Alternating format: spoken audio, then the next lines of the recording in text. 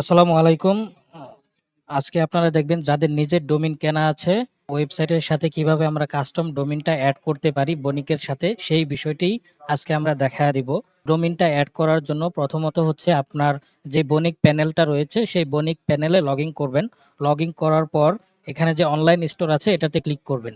Online স্টোরে click করার পর ডোমেইন নামে একটা অপশন পেয়ে যাবেন। এই ডোমেইন অপশনে ক্লিক করবেন। এখানে দেখতে পারবেন অলরেডি আমরা একটা সাবডোমেইন দিয়ে দিয়েছি। এখন আপনি চাচ্ছেন আপনার পার্সোনাল ডোমেইন অ্যাড করার জন্যে .com, .shop, .online যেটাই হোক সেটাই আপনি অ্যাড করতে পারবেন। তো অ্যাড করার জন্য কানেক্ট ডোমেইন এই বাটনটাতে আপনি ক্লিক করবেন। ক্লিক করার পর আপনি যেই ডোমেইনটা অ্যাড করতে চাচ্ছেন সেই ডোমেইন নেমটা এখানে লিখে দিবেন। তো আমি ডোমেইনের যে প্যানেলটা আছে ওখানে চলে আসতেছি। আমার ডোমেইনটা হচ্ছে নেমচিপ থেকে নেওয়া। নেমচিপ থেকে ডোমেইনটা যদি আপনি নেন খুব সহজেই ডোমেইনটা কানেক্ট করতে পারবেন। তো আমি চাচ্ছি এই ডোমেইনটা কানেক্ট করার জন্যে এই ডোমেইন নেমটা আমি কপি করে নিচ্ছি। কপি করে নেওয়ার পর এখন আমি এখানে ডোমেইন অপশনে ডোমেইনটা দিয়ে দিচ্ছি। দিয়ে দেওয়ার পর ক্রিয়েট। ক্রিয়েট করার পর এরকম আপনারা একটা প্যানেল দেখতে পারবেন যেখানে টাইপ হচ্ছে সিনেম, নেম হচ্ছে @ এবং ভ্যালু হচ্ছে মাই বণিক। এই বিষয়টাই হচ্ছে আপনার কাস্টম ডিএনএস এ সেটআপ করতে হবে। সেটআপ করে আপডেট করতে হবে। তো আমি দেখাচ্ছি আপনারা কিভাবে কানেক্ট করবেন। যে কাজটা করবেন আপনার ডোমেইনটা এড করবেন। এড করার পর আপনার ডোমেইনের যে প্যানেলটা রয়েছে নেমচিপ, সেই নেমচিপে চলে আসবেন। ধরেন এই ডোমেইনের উপরে ডিএনএসটা আমরা আপডেট করব। তো আপডেট করার জন্যে আমি চলে আসতেছি ডোমেইনে। ডোমেইনটা ম্যানেজ অপশনে ক্লিক করবেন। ম্যানেজ অপশনে ক্লিক করার পর এখানে দেখবেন নেমচিপ বেসিক ডিএনএস এটা রয়েছে কিনা। নেমচিপ বেসিক ডিএনএস এটা সিলেক্ট করবেন।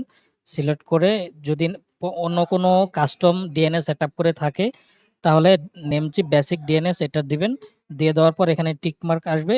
টিক মার্কে ক্লিক করলেই বেসিক ডিএনএস সেটআপ হয়ে যাবে। এরপর অ্যাডভান্স ডিএনএস এই অপশনটাতে আসবেন। অ্যাডভান্স ডিএনএস এ ক্লিক করার পর এখানে আমরা দেখতে পাচ্ছি ২ টা রেকর্ড এড করা রয়েছে। এই ২ টা রেকর্ডই আমরা ডিলিট করে দিব। ২ টা রেকর্ড ডিলিট করার পর মানে এখানে কোনো রেকর্ডই রাখা যাবে না, কোনো রেকর্ডই থাকবে না। তার পরবর্তীতে অ্যাড নিউ রেকর্ড এই বাটনটাতে আমরা ক্লিক করব। এখানে টাইপ দিব সিনেম। সিনেম রেকর্ড এই টাইপটা দিব।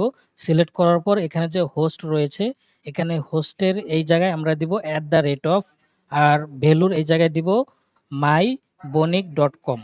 তো আমি আরেকটু দেখায় দিই এই বিষয়গুলো কোথা থেকে দেখতে পারবেন।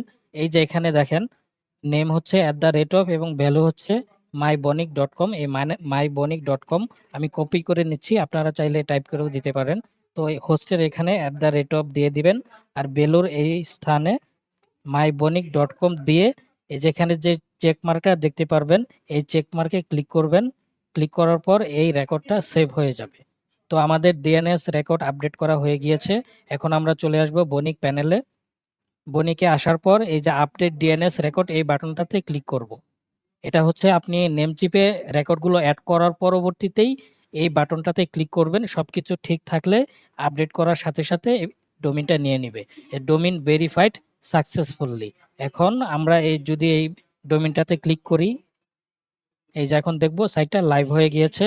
আমাদের বণিকের সাথে এই ডোমেইনটা কানেক্ট হয়ে গিয়েছে এবং ওয়েবসাইটটি লাইভ হয়ে গিয়েছে। এই যে আমাদের ওয়েবসাইটটি লাইভ হয়ে গেছে। তো এইভাবে আপনারা বণিকে যেই কাস্টম ডোমেইনে থাকে সেটা এইভাবে অ্যাড করতে পারেন নেমচিপের মাধ্যমে খুব সহজেই।